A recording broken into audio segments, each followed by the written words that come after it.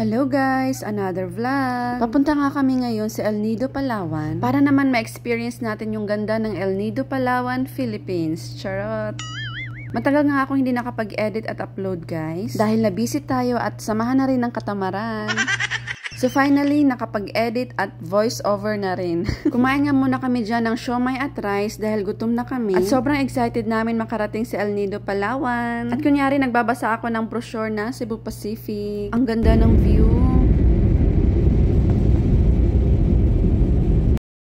At nandito na nga kami sa tricycle. At 100 pesos yung pamasahe dyan sa tricycle. Dadalhin kami ni Kuya doon sa travel agency. So ito yung first stop namin. Nakalimutan ko na kung anong pangalan ng lugar na to. Pero maganda dito mag-picture-picture kasi kita mo yung dagat. So yun na nga, masayang-masaya na ako dyan dahil nakakita na ako ng dagat. Charot.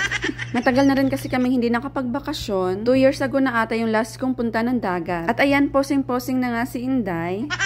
Next stop namin ay sa zipline, pero sasakay muna kami nitong balsa. Pero alam nyo ba, nakakaramdam na ako dyan ng gutom.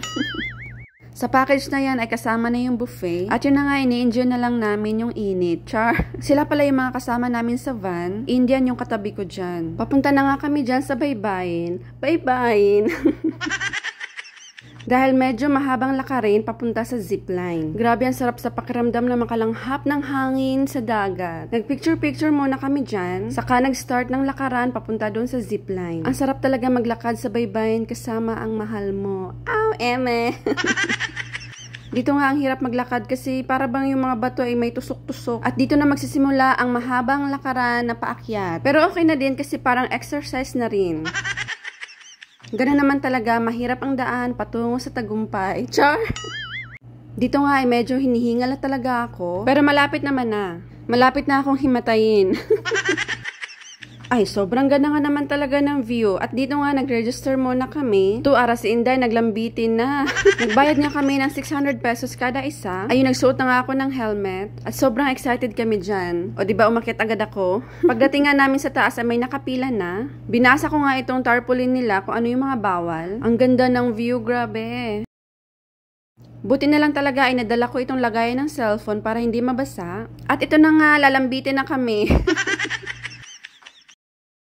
Nakahiga tayo sir ha, kasi may impact po sa landing. Okay ma'am? Sige go. Ma'am, upo lang kayo ma'am. Upo lang po. Ayan. Mumukha nyo mama, huwag po dito ha. Kasi okay po. Ready? 1, 2. Oh my God!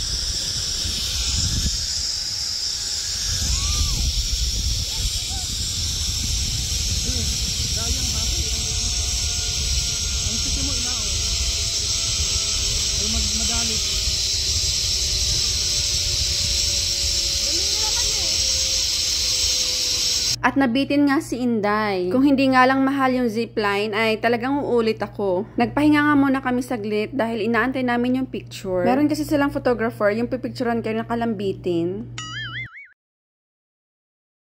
At ito nga, naglalakad na kami pabalik dun sa van. Nakakatanggal talaga ng pagod kapag nasa dagat ka. Kahit mainit ay binabaliwala mo lang dahil talaga nakakatanggal ng stress kapag nasa dagat ka, you know. Binibilisan nga namin kasi gutom na kami dyan.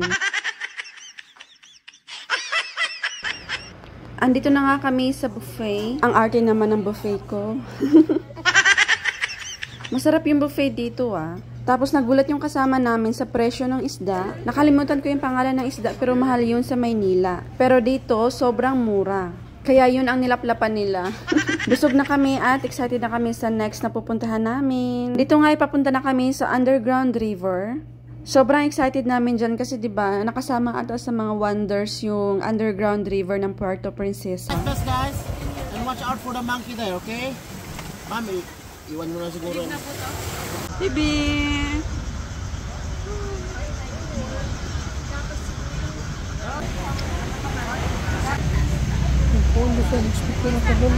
Kanina ginamit po ito.